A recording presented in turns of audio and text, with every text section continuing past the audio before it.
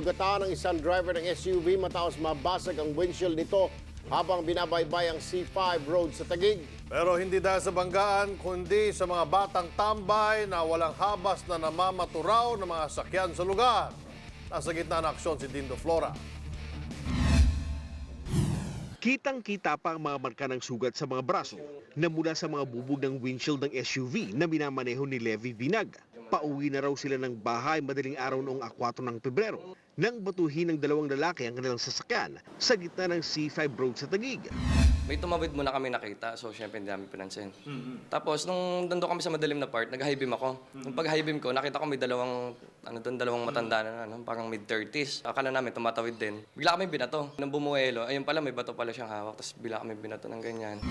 Dahil sa takot, dumiretso lang daw si Levi sa pagmamaneho. Ayaw namin huminto doon kasi baka kung ano pang mangyari sa amin, baka kung ano pang modus noon. Nagulat din po kami na ganun eh. Tumagos nga po yung bato, hindi namin alam na nakatagos pala yung bato. Bukod kay Levi, ilang insidente ng pamamato ng sasakyan din ang naitala sa C5. Naging viral pa sa Facebook ang cellphone video na kuha ni Rex Manalo kung saan kita ang pamamato ng ilang kabataan sa gilid ng flyover.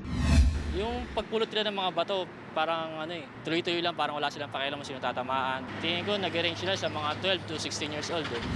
Pinuntahan ng News 5 ang lugar. Nalat na namin ang ilang kabataan pero nakatambay lang sila.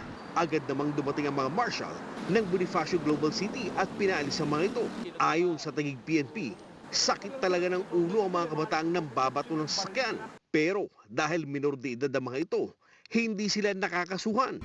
Pinapatawag naman yung mga magulang at pinapangaralan ng ating barangay. Ganon din sa DSWD.